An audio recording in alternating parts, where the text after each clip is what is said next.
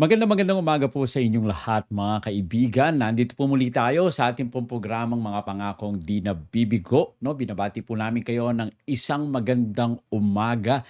At tayo po ay nagpapasalamat sa ating Panginoon na tayo po ay patuloy na kanyang ginagabayan. Kamusta na po kayo? Sana po ay nasa mabuti rin kayong kalagayan. Binabati po natin ang ating po mga kaibigan dyan sa Alicia, yan, sa Tirad View, Santiago Isabela, sa Ilocos Sur, sa Dipakulaw at sa Baler. Diyan po sa Nueva Ecija, Pampanga, Tarlac, Pangasinan, Bataan, Zambales, Bulacan, Cavite, Laguna, Batangas at sa Mindoro. At syempre binabati po natin ang ating pong mga tagapakinig dito sa Mega Manila. Nakikinig po kayo sa AWR 89.1 sa programang Mga Pangakong Di Nabibigo.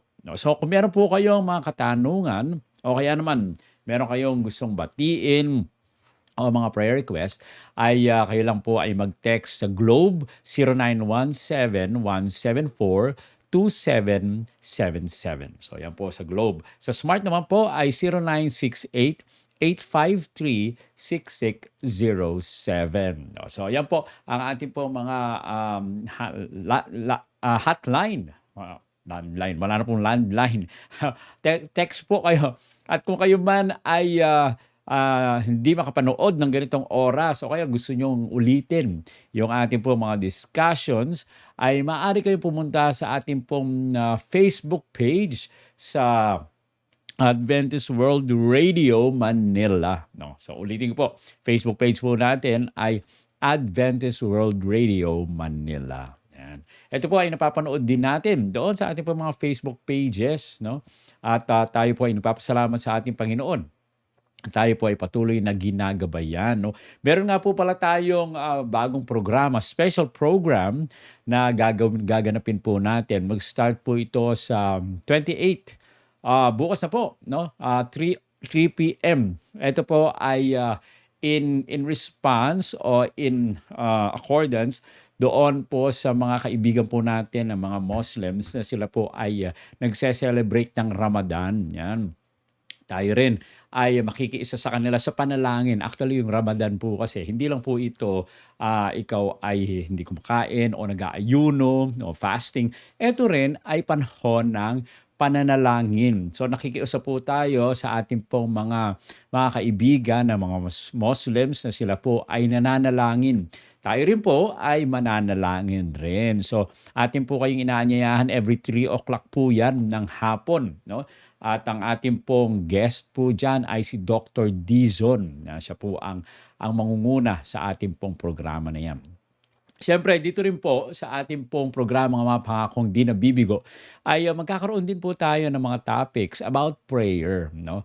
At mga topics about life. Alam niyo naman, sa ating pong buhay ay ganyan din naman ang pinagtutuunan natin ng pansin. So focus po tayo for the whole month of Ramadan ay panalangin din po ang ating pong focus at kung paano natin mapapalakas yung pananampalataya po natin, paano natin mabibigyan ng katugunan, yung mga katanungan sa ating pong buhay. Katulad nga nito, no? Yung mga karaniwang tanong sa atin, bakit napaka-mainipin ko? Talaga po ba kayo mainipin? O ayokong naghihintay, no? Yan talaga yung mga sinasabi ng ating mga mahal sa buhay, no? Mga misis talaga ayaw nila naghihintay. Bakit matagal sagutin ng Diyos ang aking panalangin? No? Meron mga ganyang katanungan sa buhay po natin. Paano magiging patient?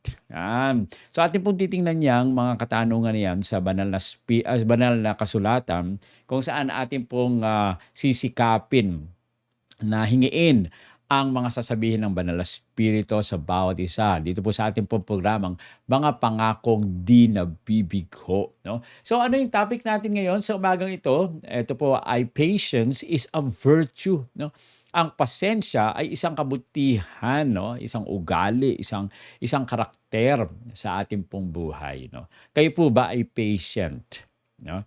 Hindi yung pasyente na may sakit. Yung patient, no? Hindi kayo, mapagpasensya po ba kayo? Hindi ba kayo mainipin? So ating pong titingnan ngayon ang ating pong text Galatians 6:9, no? Ito po ang sinasabi, huwag tayong, o let us not become weary in doing good, for at the proper time we will reap a harvest if we will not give up. No? Sa Tagalog, ito po ang sabi, huwag tayong mapagod sa paggawa ng mabuti. No? Sapagkat sa tamang panahon ay mag-aani tayo kung hindi tayo susuko. No? So ano talaga ang sinasabi dito sa banal na kasulatan? Ang sinasabi po dito ay wag tayong mapagod, wag tayong sumuko, no, na gumawa ng mabuti. Merong mga pagkakataon po kasi na ang mga tao, ginawan mo na ng mabuti, masama pa rin ang igaganti sa inyo. No, bakit po ba tayo gumagawa ng mabuti? Just because na merong mga tao na guganti sa atin ang kabutihan din natin? Hindi po yun eh. Ang focus po natin dito ay gumagawa tayo ng mabuti dahil sa ang ating Panginoong Diyos ay minahal po tayo. Nagbuhos ng pag-ibig sa bawat isa sa atin. So ano yung sasagot natin sa ating Panginoon? Do we do good things? Do we love others because we want something in return? No. No. We have already been receiving God's love. Nakatanggap na tayo ng pag-ibig ng ating Panginoon. Iniligtas na tayo ng ating Panginoon sa ating pagkakasala. So gumagawa tayo ng mabuti, hindi dahil sa para makareceive tayo, kundi gumagawa tayo ng mabuti dahil sa unang nagmahal sa atin ng ating Panginoon. No? So yan po, patience is a virtue. No? Kayo po ba ay patient? Kaya nga napaka-importante na tingnan po natin. Now, ilabas nyo na yung inyong mga notebooks. No? Kung kayo man ay nagmamaneho, meron nga po palang bumati sa atin na sinasabi niya, nakikinig daw siya sa radio. No? Every time daw po na nagbibiyahe sila, during this time, alas 8 hanggang alas 9 ay nagbibiyahe, ay nakikinig po sila. So, thank you very much sa inyong pakikinig sa ating pong radio. So, program. So, ito ay ang ating acronym ngayon. Madali naman pong tandaan dahil sa patience. Pag sinabing patience, ano yung mga word na nakikita nyo doon? Wait. No? Naghihintay. So, sa paghihintay ba natin, tayo po ay hindi nagagalit? Are we patient? No? So, wait. W-A-I-T. No? Ano po yung ibig sabihin no? W, wisdom. A, attitude.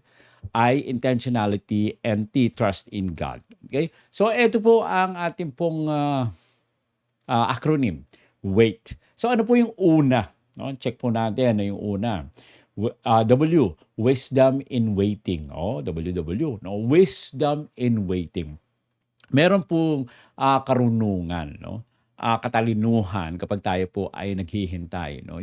Yung ating pong pasensya, ito po ay nagpapahintulot sa atin na maghanap ng karunungan bago gumawa ng mga desisyon. May mga pagkakataon po kasi, no? Kailangan natin maghintay. Kapag tayo daw po ay nagmamadali, maaari po itong humantong sa pagkakamali. Ngunit, kapag tayo po ay naghihintay sa patnubay ng ating Panginoon, ay nagdudulot ito ng kalinawan ng ating isipan at tayo po ay nagtatagumpay. No? So, napaka-importante. Kailangan po tayo ay marunong maghintay. Huwag tayong magmadali. May mga time na tayo po ay mabilisan, ganito ang gagawin no? Meron ngang isang may nakita po ang video naglalakad yung mag-ama. Tapos yung bata laro ng laro doon sa kanyang laruan at ilang beses nahulog. Nahulog, pinulot ng tatay. Nahulog ulit, pinulot ulit ng tatay. Nahulog ulit, medyo naiinis na yung tatay. Pero yung pangatlong paghulog, alam niyo po ba, doon mismo sa tapat nila, ay may dumaang napakabilis na kotse. Siguro mga ilang dangkal lang ang pagitan doon sa tatay at saka sa bata. No? At ito po ay rumaragasa na dumaan sa kanila. Biglang nayakap ng tatay yung kanyang anak. At natapos yung video. Na kung titingnan po natin, kung hindi kaya nahulog yung laruan ng bata, dire-diretso silang maglalakad. No? At kung hindi nahulog yun, hindi siya hihinto, hindi kukunin yung ano, yung laruan, hindi pupulutin, 3 beses nahulog. So ibig sabihin, kung hindi nahulog po iyon, ay siguradong patay yung mag-ama. So may mga pagkakataon, hindi naman ay sinasabi na kailangang huminto ka lagi. Ang binabanggit po dito ay kung ano man yung mga nangyayari sa atin, na pumipigil sa atin na gumawa ng ating pumagawain, ay may mga time na hayaan lang po natin ito dahil may mga pagkakataon na ang ating Panginoon ay umaakay sa atin. So be patient, no? Sabi po sa Proverbs 12:9, desire without knowledge is not good. How much more will hasty feet miss the way? Oh, ang pagnanasa daw po na walang kaalaman ay hindi mabuti, no? Gaano pa kaya ang mga nagmamadaling paa na maliligaw sa daan? Kaya nga napaka-importante, huwag po tayong magmadali. Kailangan mag-isip muna tayo sa ating pong mga gawain, sa ating pong mga plano, no? Ilagak muna natin sa paanan ng ating Panginoon ang mga plano po natin. Humingi tayo ng katalinuhan sa ating Panginoon. Sa James 1:5, ito po ang sabi, if any of you lacks wisdom, you should ask God who gives generously to all without finding fault, and it will be given you. Kaya napaka-importante, no? Kung kayo man ay inisip nyo, wala akong talino, no? Ako naman ay mangmang. Humingi tayo sa ating Panginoon. Siya po ay nagbibigay ng sagana para sa bawat isa sa atin. At tayo po ay patuloy na bibigyan ng ating Panginoon. Kung tayo po ay hihingi, sabi niya, ask and it will be given you. Kaya napaka-importante na huwag tayong magmamadali. Tayo ay humingi ng talino sa ating Panginoon, karunungan sa ating Panginoon, no? At meron daw po kasing talino o karunungan sa paghihintay. Sabi po ni Saint Augustine, no? Patience is the companion of wisdom. Ang pagpapasensya daw po ay kasama, no? Ay parang barkada. Barkada ng karunungan. Lagi po yang magkasama. So kapag kayo ay patient, no? At kayo ay naghihintay, may karunungan po diyan. Sabi naman ni Leo Tolstoy, no? The two most powerful warriors are patience and time. Ang dalawang pinaka makapangyarihang mandirigma ay ang pasensya at oras. Bakit po? No? Kapag kayo po ay hindi nag-iisip ng hindi magagandang bagay, for example, kayo po ay nagbabiyahe, tapos traffic, no? Ano po magagawa ninyo kapag traffic? Kapag kayo naggalit at kayo nainis at kayo ay parang nagmamaktol, may magagawa ba? Magwo-worry kayo. Bibilis ba yung takbo ng mga sasakyan kung ikaw ay nasa traffic, ikay nagagalit? No, wala naman. So, kailangan mo maging patient, no? Dahil ito ay nakakatulong rin naman sa iyo. Okay? So, number 1, yung letter W, no? Wisdom in waiting. Ang sunod naman po ay A, no? Attitude of endurance, no? Yung sa loobin po natin na kapag tayo po ay nagtitiis, no? Ang pasensya ay hindi lamang po ito tungkol sa paghihintay. Ngunit yung mapapanatili ng isang tulad, yung mga isang Kristiyano, ang magandang saloobin ng paghihintay. Ang pagtitiis po kasi sa mga pagsubok na dumadating ay nagpapadalisay ng ating pong pagkatao, no? Ayan, isang example lang yung mga kapag ka nasa bahay ka tapos naghihintay ka sa mga mahal mo sa buhay, no? Kapag ika'y naiinis, nag-iisip ng worry, nakakaano sa ating mga puso ito, nakakaapekto. Sabi po sa Romans 5:3 and 4, not only so, but we also glory in our sufferings. But we know that suffering reproduces perseverance, and perseverance, character, and character, hope. No? So meron po kasing mga yugto sa ating pong buhay. Kapag tayo po ay nagiging matyaga, no? Kahit tayo po ay nagsasuffer, kahit na tayo po ay nagdurusa, no? Dahil po yung pagdurusa natin, ito po ay nagbubunga ng pagtatyaga. No? So kapag ikaw ay nagiging matyaga, nagiging maayos yung iyong karakter. Oh, at kapag maganda yung iyong karakter ay nagkakaroon ka ng pag-asa sa buhay mo, no? Yan po yung sinasabi ni Pablo dito sa Romans 5:3 and 4, no? Kaya nga napakaimportante na sanayin po natin yung ating po mga sarili na be patient, no? Huwag masyadong nagagalit, no? At yung mga bagay-bagay po na hindi na ninyo mabago, no? Wag naman sanang makaapekto sa inyo. Halimbawa, umuulan. Kayo nagagalit na umuulan. Bakit umuulan? Nakakainis naman. Alis ako, umuulan. Tapos naiinis ka na, nagagalit ka na. Tapos yung galit mo, binubuntun mo sa ibang mga tao. Yan mahirap, no? Halimbawa, mainit naman, araw. No? Naglalakad ka sa kalsada, ang init-init ng araw. Sabi mo, ang init-init naman ng araw. Nasayang yung aking paggamit ng chinchansu. May chinchansu pa ba? Okay. Paggamit ng mga sabon na nagpapaputi. Yan, kaya lang. Yun nga, kapag ikaw ay nagagalit, apektado ang lahat. So, kailangan mo ay be patient. No? Dahil sa lahat ng mga bagay, kapag ikaw ay nagdurusa, may mga pagbubunga yan. Minsan ikaw ay nagiging matyaga at naayos yung iyong karakter at nagkakaroon ka ng pag-asa. Sabi naman po sa James 1:3 and 4, because you know that the testing of your faith produces perseverance. Let perseverance finish its work so that you may be mature and complete, not lacking anything. Napakaganda po nung paalala rin sa atin na kapag tayo daw po ay nakakaranas ng mga pagsubok, no? Yung pananampalataya natin ay lumalakas, no? Dahil nagbubunga ito ng pagtiyatiyaga. Hayaan po natin na yung ating pong pagtiyatiyaga ay mangyari sapagkat kapag ito po ay nag-mature, no? Naging sa husto, sa gulang, tayo po ay magiging kumpleto sa ating pong buhay. Sabi ni Leo Tolstoy, the strongest of all warriors are these two, time and patience. Nabasa na po natin kanina. Pero alam niyo po, kapag tayo po ay maayos yung oras po natin at tayo po ay matyaga, tayo po ay may mga time na habang naghihintay kayo, halimbawa, wag niyo nang ituon yung isipan niyo doon sa galit ninyo, kundi kung may pwede naman kayong gawin katulad ngayon, no?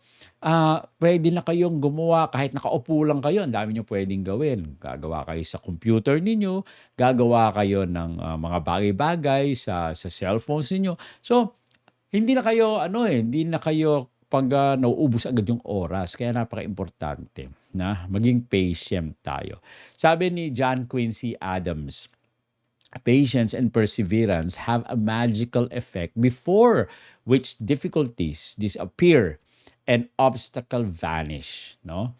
Kaya nga, no, sabi po dito, ang pasensya daw po at pagtitiyaga ay ito po ay may mahiwagang apekto kung saan ang mga paghihirap ay nawawala, no? At ang mga yung hadlang din ay nawawala. Kaya kapag kayo ay patient, no?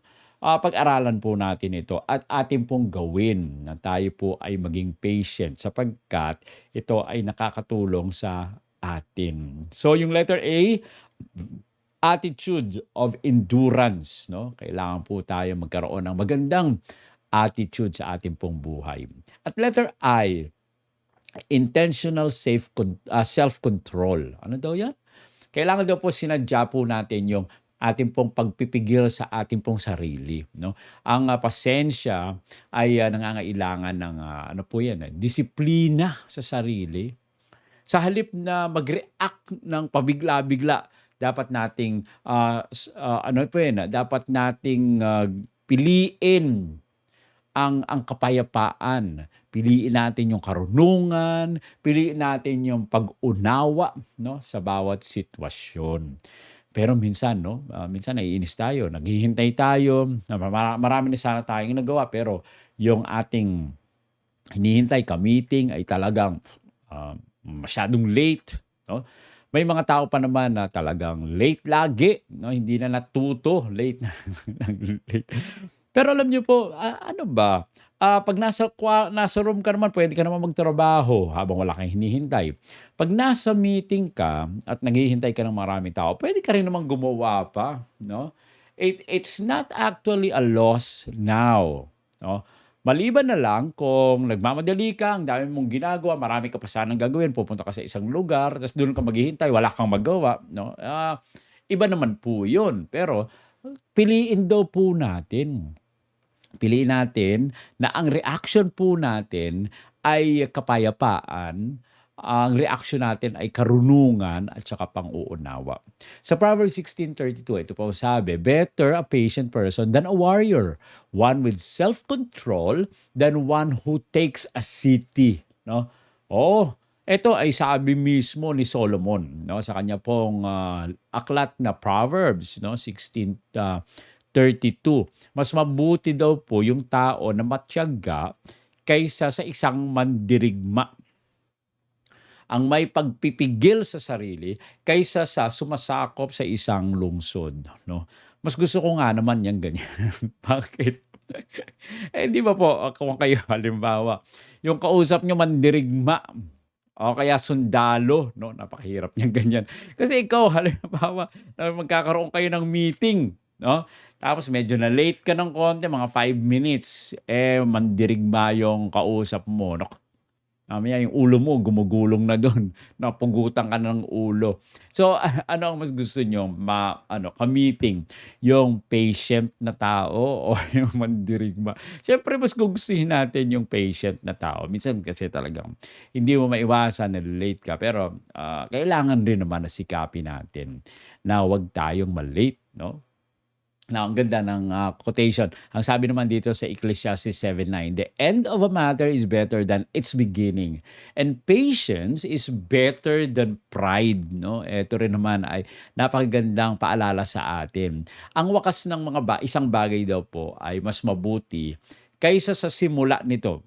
Nag-umpisa kayo na maganda pero yung huli, yung end pangit. Parang yung kasi ang nakikita, yung end. Pero kung kayo ay nagsimula ng pangit, medyo nagkaroon ng mga commotion at saka merong nagagalit. Pero yung end maganda, magiging maganda. All's well that ends well. Yan ang yung sinasabi ng iba, no? Eh, napakaganda ng binabanggit po dito na kailangan rin naman na tayo po ay maging patient. Okay? So, ano po yung sabi ng isang Chinese proverb? "One moment of patience may ward off great disaster. One moment of impatience may ruin a whole life." No? Ang isang sandali daw po ng pasensya ay maaaring makaiwas sa malaking kapahamakan. Pero ang isang sandali ng kawalan ng pasensya ay maaaring makasira ng buong buhay, no? Kaya napakaimportante, we have to be patient. Sabi ni Benjamin Franklin, "He that can have patience can have what he will." Siyang maaari daw po magkaroon ng pasensya ay maaaring magkaroon ng lahat ng gusto niya, no? Kaya napakaimportante, be patient. May bunga po ito, eh. Kapag ikaw ay matiyaga, 'no, kapag may tiyaga ay ano daw, sa atin 'yan yung sinasabi 'no, hindi na tayo kailangan tumingin sa ibang quotation. Dito rin sa Pilipinas meron, "Kapag may tiyaga, may nilaga." 'No? So 'yan din, kapag tayo po ay matiyaga, ay makukuha po natin yung lahat ng mga makukuha po natin. And yung pinaka-last, doon sa ating quotation na wait, no, yung W, wisdom in waiting. A, attitude of endurance. Intentional self-control. And letter T, no? Ito po ay trust in God's timing. Oh, napakaganda, no? Magtiwala po tayo doon sa timing, no? Sa panahon ng ating Panginoon. Ang pagtitiyaga po kasi sa huli ay tungkol sa pagtitiwala doon sa mga plano ng ating Panginoong Diyos sa atin. Alam po natin, ang plano ng ating Panginoon ay perpekto. Ang kanyang oras ay palaging pinakamahusay kahit na hindi natin naiintindihan ang mga nakalatag sa ating harapan. Now, minsan you look back doon sa mga nangyari, sasabihin niyo, oh, talaga ang plano ng Panginoon ay mas maganda. Sa Isaiah 40:31, ito po ang sabi, but those who hope in the Lord will renew their strength. They will soar on wings like eagles. They will run and not grow weary. They will walk and not faint, no? Talaga po, kapag tayo ay naghintay, umasa sa ating Panginoon, magtiwala sa ating Panginoon, magiging malakas po tayo, no? Tayo po ay bibigyan ng ating Panginoon na parang isang agila na lumilipad, no? Tayo tatakbo, hindi tayo mapapagod. Maglalakad tayo at hindi tayo manghihina sapagkat ang ating Panginoon ay kasama natin. Sa Lamentations 3:25, ito pong sabi, the Lord is good to those whose hope is in Him, to the one who seeks Him. Oh, mabuti ang ating Panginoon talaga, mga kaibigan. Sa isang tao na umaasa sa Kanya, at naghahanap palagi sa ating Panginoon. Sabi ni Robert Schuller, God's delays are not God's denials, no? Kung maantala man ng ating Panginoong Diyos o iniisip natin na maantala ang ating Panginoong Diyos, hindi ibig sabihin ito na tumatanggi ang ating Panginoon sa atin. Kailangan tayo ay magtiwala sa ating Panginoon. Si Joyce Meyer, ito naman sabi niya, patience is not the ability to wait, but the ability to keep a good attitude while waiting. Oo, yan, napaka-importante, no? Yung pagpapasensya ay hindi yung kakayanan, hindi lang yung kakayanan ng paghihintay. Ngunit, yung kakayahan na manatili ang kalooban na mabuti habang tayo ay naghihintay.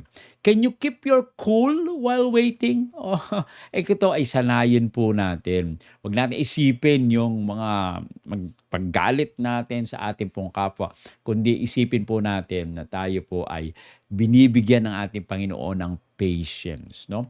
Kapag tayo po kasi ay nagtitiis, ito po ay karakter, no, na binibigay sa atin ng ating Panginoon. Kaya wag po natin kalimutan, mga kaibigan, no, yung ating mong acronym, no, WAIT. W, wisdom in waiting. A, attitude of endurance. I, intentional self-control. And T, trust in God's timing. Sa harapan po ng mga pagkaantala, yung paghihirap natin o pagkabigo, piliin po natin, mga kaibigan, na maghintay sa ating Panginoon. Dahil perpekto po yung kanyang plano sa bawat isa sa atin. Manatili po tayong matyaga. Manatili po tayong tapat. At magtiwala tayo sa oras ng ating Panginoon. Tayo po ay manalangin. Manayang banal Diyos na nasa mga langit ka, nagpapasalamat po kami sa pagkakataon na kami po ay makapag-aral muli ng inyong banal na salita. Hinihiling po namin ang inyong patnubay at gabay. Nawa kayo ang siyang manguna sa bawat isa. Magkaroon kami ng pagtsatsaga sa amin pong buhay sapagkat kayo ang kasama po namin. Maraming po salamat sa pagdinig sa aming dalangin sa pangalan naming Panginoong Hesus. Amen. Maraming salamat po, mga kaibigan, sa inyong patuloy na pagsubaybay sa ating pong programang Mga Pangakong Di Nabibigo. Inaanyayahan po namin kayo sa susunod po nating pagkikita. Nawa ay pagpalain kayo ng ating Panginoon. Ang magandang umaga po sa inyong lahat.